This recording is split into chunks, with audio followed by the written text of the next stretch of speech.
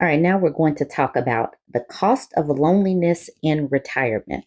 A lot of times, ladies, we talk about this. We have been talking about this on my pages, how you have to balance your relationships and your relationships as far as romantic relationships, your familial relationships, and your platonic relationships. And turns out there is a financial benefit as well. So let's get into this. While we often worry about saving enough for retirement, the cost of loneliness is rising as an equal threat to a happy, healthy retirement. But there are steps you can take now to build your social capital. Loneliness and social isolation are a serious health epidemic, according to the U.S. Surgeon General, and older adults can be at an increased risk due to their greater likelihood of living alone, losing friends or family, or dealing with illness. The numbers are alarming. More than one third of older adults experience feelings of loneliness at least once a week, according to the University of Michigan's National Poll on Healthy Aging. It's tempting to attribute this rise to recent events like social media or the pandemic, but the truth is that loneliness has been on an upward trajectory for the past 2 decades. This trend underscores the importance of acknowledging and addressing loneliness as a critical component of our well being, especially as we age. Thus, alongside our financial assets, nurturing and sustaining social connections should receive equal focus in retirement planning. The deadly serious cost of loneliness. Research indicates that around age 40, we reach the peak in the diversity of our social connections. After that, there is a significant shift towards spending more time alone, as reported by Our World in Data. While being alone doesn't always equate to loneliness, the overall picture shows our social networks are diminishing. From 1990 to 2021, the percentage of Americans with 10 or more friends dropped dramatically from 33% to just 13%, according to a survey on American Life. The impact of this social isolation is profound and can be life threatening. Loneliness is linked to a slew of health issues, including heart disease, stroke, type 2 diabetes, depression, anxiety, addiction, dementia, and even premature death, according to the CDC. To put it in an even starker perspective, the health risk of social isolation has been equated to smoking 15 cigarettes a day. Considering these findings, it's clear that letting our social networks go up in smoke is a health risk we can't afford. The potential financial consequences of loneliness add another layer of urgency. Research, like a study from the Keck School of Medicine of USC, published in Aging and Mental Health, reveals that Americans over 50 who feel lonely or dissatisfied with their personal relationships are more susceptible to financial scams. Isolation limits their opportunities to discuss financial issues with others, making them prime targets for scammers pretending to offer emotional support while exploiting them financially. Moreover, as chronic illnesses worsen due to social isolation, medical expenses and stress levels spike, particularly impacting those without a support network during times of illness.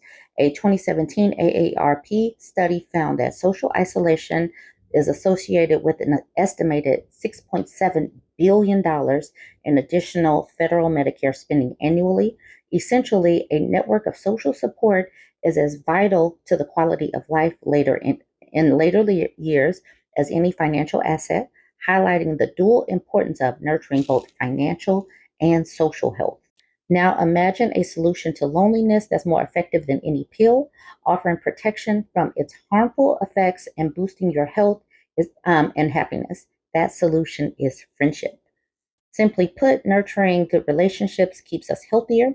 The CDC suggests combating loneliness by spending time with loved ones, joining clubs or groups, enjoying nature with others, expressing gratitude, and volunteering. Author and Harvard lecturer Dr. Jeremy Noble emphasizes the power of connection in various forms, whether it's a chat in the grocery line or engaging in creative activities. Art and physical exercise, for instance, reduce your stress and boost feel good hormones that sustainably enhance your emotional well being. Ultimately, overcoming loneliness lies in proactive steps. Each day, do something that connects you with others or the wider world. Start early, the compound interest of friendship. The key to combating loneliness and reaping the benefits of social connections might just be to start early, much like the approach to saving and investing.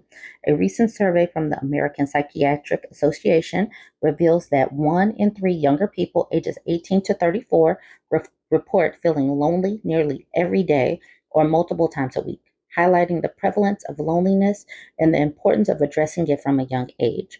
The earlier you begin to intentionally build connections, the more robust these bonds will become over time. Like financial investment, the sooner you start, the greater the compound benefits you'll enjoy later in life. Take the legendary 56-year friendship between Charlie Munger and Warren Buffett as an example. No wonder Buffett once advised, the friends you have will form you as you go through life. Make some good friends, keep them for the rest of your life. So the next time you're out with friends, remember picking up the tab isn't a cost, it's an investment in your well being and future happiness. Now, yay, this is great to know now. Let's focus on this. We talk about so many things in our network, on this platform, on my multiple platforms, but we do need to work on this conversation, fostering friendships. I know we talk about it, but this is saying that this is also about your financial health later in life. So let's keep highlighting that type of thing. All right, y'all, jump in the comments. Let me know what you think about this one. Don't forget to like, comment, share. Y'all have got to see this story. This man was basically eavesdropping on his wife, who is an oil exec. Now he is facing charges, he is facing fines, and he's getting a divorce. Okay, so this is from the Daily Mail. It's titled, The Real Cost of Working from Home. Texas husband eavesdropped on high-flying oil exec wife's business calls to net 1.76 million in insider trades. Let's check out this article. This is such a betrayal. A Texas man who made 1.76 million in illegal profits after eavesdropping on his BP executive wife's phone calls has been charged with insider trading. Tyler Ledun, or Ludon, I'll say Ledon, overheard his wife Emily Cross, a mergers and acquisitions manager at BP, conducting internal discussions about the oil conglomerate's planned takeover of Travel Centers of America while she was working from home. Ludon, who was an energy engineer, proceeded to purchase 46,450 shares of Travel Center stock without his wife's knowledge before the deal was made public in February of last year. When BP announced it was buying Travel Centers of America at a 74% premium, Ludon immediately sold all of his shares, making a $1.76 million profit, the SEC said on Thursday. When Krause discovered his betrayal, she informed her bosses at BP, who found she had not acted improperly but fired her anyway. She later filed for divorce. So she didn't do anything wrong, but she still got fired. We allege that Mr. Ludon took advantage of his remote working conditions and his wife's trust to profit from information he knew was confidential, the SEC said in a criminal complaint. Ludon said he bought the stock, even liquidating his retirement accounts because he wanted to make enough money so that she did not have to work long hours anymore, according to the filing. Cross claimed she had claimed to have been stunned by her husband's revelation and immediately reported the trading to her supervisor at BP. Her email and text were reviewed by BP, and it found no evidence that she knowingly leaked the information about the deal to her husband or knew he had bought the shares. However, BP still decided to fire her. The now former BP executive moved out of the couple's home and filed for divorce in June. Ludon did not deny the allegations and agreed to give up the money he made on insider trading and pay a penalty. However, he still faces potential criminal charges and, if convicted, could face a prison sentence. Since the work from home era began at the start of COVID-19, the SEC has bought multiple insider trading cases after partners or spouses overheard confidential information while working from home. According to the SEC, Ludon's eavesdropping extended abroad. While traveling in Rome, the SEC said Ludon sat nearby his wife while she worked on the Travel Center's deal from a small rented apartment. BP did not immediately respond to the Daily Mail's request for comment. It's just tragic that this woman lost her job over her husband's lack of integrity. Y'all jump in the comments. Let me know what you think about this one. Don't forget to like, comment, and share.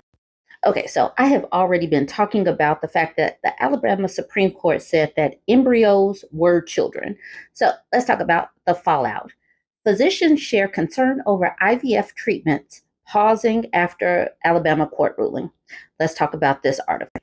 Dr. Beth Malizia, an Alabama physician, went through 12 years of training to provide patients with fertility care. But the doctor and co-owner of Alabama Fertility says her hands are tied after the Alabama Supreme Court issued a decision that frozen embryos are considered children. The clinic is one of 3 facilities in the state that have halted IVF treatments amid concerns that their practices could run into legal troubles. Patients come first. That's what we're taught all the way through from the time that we decide to go into medicine. And this is a decision that sort of takes that away from us. The council, our lab director, and all the physicians at Alabama Fertility have struggled with this for many hours, and some made some really, really hard phone calls over the last couple of days. The clinic has paused all frozen embryo transfers, but will continue new patient visits, other standard fertility care, surgeries, and continue care for patients currently on medications who are in the middle of a cycle. Making calls to patients whose treatment the clinic paused has been absolutely horrible and heart-wrenching, she said. In the ruling, the court said it would open the door to civil and potentially criminal lawsuits over mishandling of embryos. Physicians like Malizia say they are now fearful they could face wrongful death lawsuits or potentially criminal charges for discarding unused embryos, a routine part of IVF, or unintentionally mishandling embryos. The ruling came as part of a lawsuit filed by couples whose embryos were destroyed after a patient wandered into a fertility clinic and dropped them. The couples tried to file a wrongful death suit, but a lower court had thrown out the case. The state Supreme Court then reversed that decision and set a new precedent that embryos are children. In a concurring opinion, Alabama Chief Justice Tom Parker, who has a long record of issuing anti-abortion opinions, cited scripture, writing that human life cannot be wrongfully destroyed without incurring the wrath of a holy God. Oh my goodness. Among the 3 fertility providers that suspended IVF treatment is the state's largest healthcare system, UAB Hospital. 4 remaining providers have not suspended IVF treatment. We are in a position where we just don't know what the legal ramifications are of an embryo that gets thawed. Embryos don't always survive transfer, Malizia said. Signs of more clarity began to surface on Friday after a week of pushback on the ruling from families trying to conceive through IVF and an outpouring of criticism, particularly from Democrats and moderate Republicans. Alabama Attorney General Steve Marshall, the state top law enforcement officer, said that he has no intention of using the recent Alabama Supreme Court decision as a basis for prosecuting IVF families or providers. That's what they say. Alabama Governor Kay Ivey also said that on Friday that she's working on a solution with Republican colleagues in the House and Senate to pass legislation that would guard IVF treatments in the state. Yeah, right.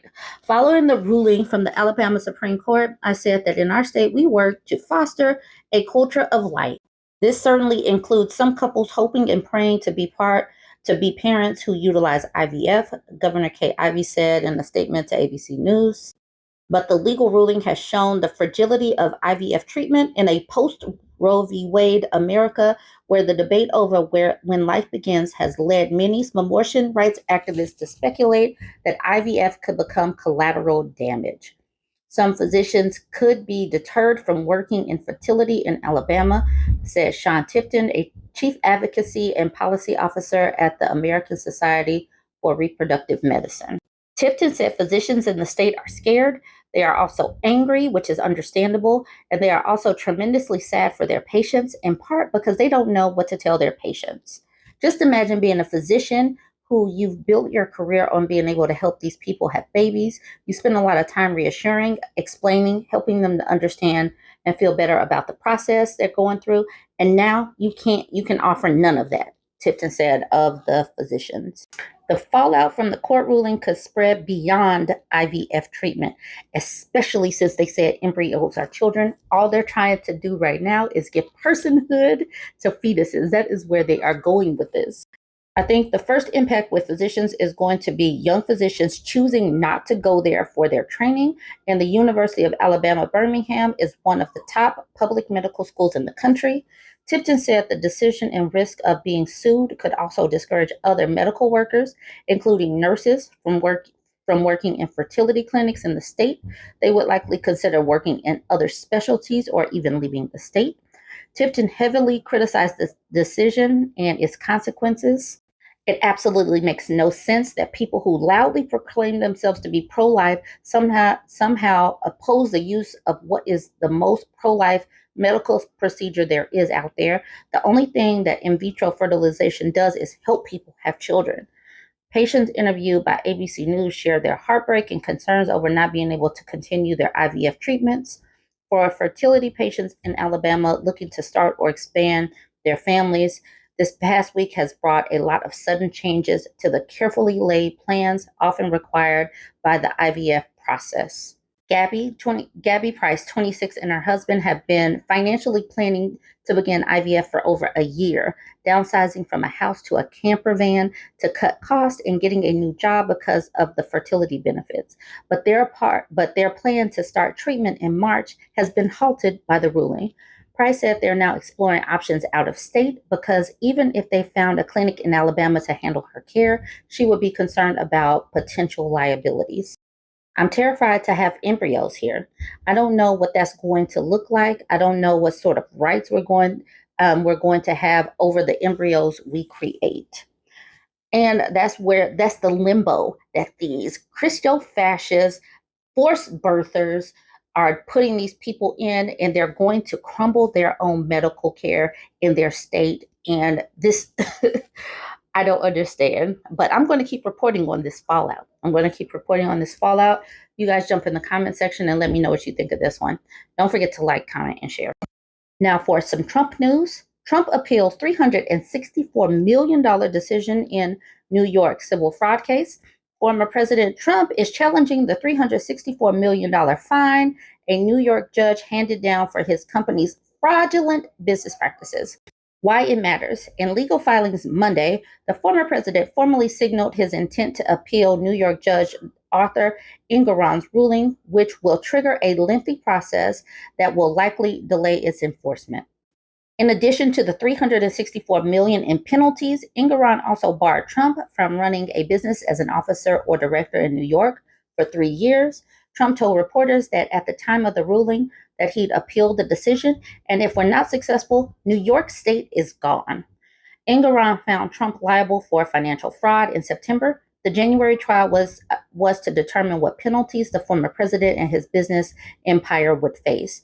New York Attorney General Letitia James sought a $370 million penalty from Trump for allegedly committing decades of financial fraud. She also wanted to bar Trump and his 2 sons from being able to do business in New York ever again. The case is just one of several that Trump is facing as he seeks to clinch the Republican presidential nomination. Now, this article from The Hill, prosecutors seek gag order on Trump in New York hush money trial. Manhattan prosecutors are newly seeking to impose a gag order on former President Trump as his hush money criminal trial approaches. This man is just busy. The requested restrictions on Trump's speech mimic those imposed on him in his criminal case in Washington, D.C. If granted, Trump would be barred from making statements about court staff, their family members, as well as prosecutors other than Manhattan DA Alvin Bragg himself, so long as the statements are made with the intent to materially interfere with the case. And the need for such protection is compelling. Prosecutors wrote in their motion, defendant has a long history of making public and inflammatory remarks about the participants in various judicial proceedings against him, including jurors, witnesses, lawyers, and court staff. Those remarks, as well as the inevitable reaction they incite from defendants' followers and allies pose a significant and imminent threat to the orderly administration of this criminal proceeding and a substantial likelihood of causing material prejudice. The case is slated to be Trump's first criminal trial, commencing with jury selection on March 25th. And what's wild about these stories, all of these legal stories for Trump, is that the Republican National Convention, the RNC, they are really paying Trump's legal bills. They are really using their fees that could be going to other candidates that aren't in legal trouble. They are using that money to pay for Trump. And I am beside myself, but I'm certainly watching this. I'm watching this unfold as well. Y'all jump in the comments. Let me know what you think. Don't forget to like, comment, and share.